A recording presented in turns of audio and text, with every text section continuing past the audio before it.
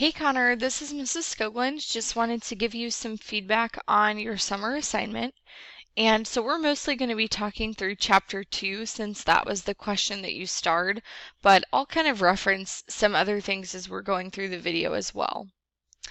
So the first thing that I always look for in a body paragraph format, which is what this is a strong topic sentence, which ideally should be our first sentence that really answers the question provided concisely and kind of previews what's going to come in the paragraph.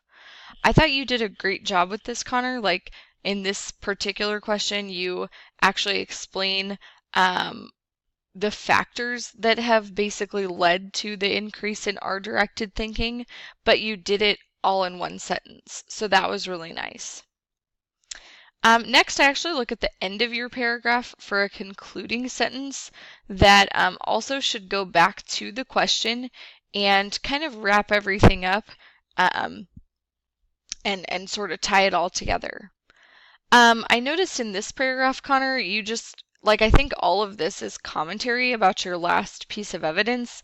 So really this last sentence, the rise of R-directed over L-directed thinking is your concluding sentence.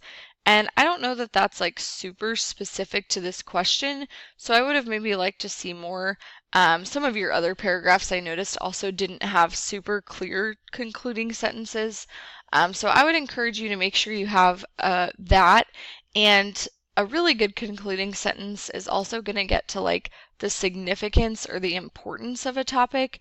So it might talk about why, again, our directed thinking is going to be so important.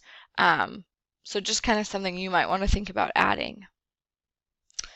All right, next I looked at evidence. I thought you did a great job selecting evidence. So, for example, I like how this quote is about abundance, and then this one is about kind of Asia and automation. So that allowed you to develop the paragraph pretty nicely. You're also doing a nice job with your embedding, or how you're integrating the quotes. So this one says, as Pink notes, it's no longer enough to create a product, blah, blah, blah. So even with the quote marks, that flows together really nicely. You have a little introduction, so good job there. All right, on commentary, I think you're also doing a nice job there. I appreciate how you're not just summarizing the quotes you've been giving. I do think you tried to do a little bit more. I like how you explain how, some of the senses and you tied those in can't just be copied by, number crunching. So that was good. And I noticed in this paragraph, you gave examples of what L and R directed thinking would look like in your commentary. So that was really good. All right, next I looked at conventions and citations.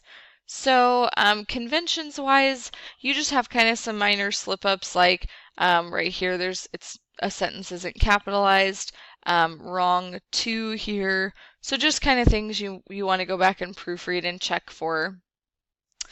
In-text citations, you had them correct occasionally throughout your project, but then sometimes they would be off, like this one. I think was in the wrong sentence, it should have been at the end of this sentence with the quote. I noticed later on, you have, let me find it, the period is left in at the end of the quote, and actually we just want it at the end of the citation. So just kind of some inconsistencies you want to fix, Connor. All right, I thought you also did a great job on your R-directed questions, and I wanted to talk about Chapter 8, Play. I have also played this game, and so it was enjoyable for me to kind of read about your experience, and I think you did a good job of kind of exemplifying what play looks like. So anyway, just wanted to give you some feedback.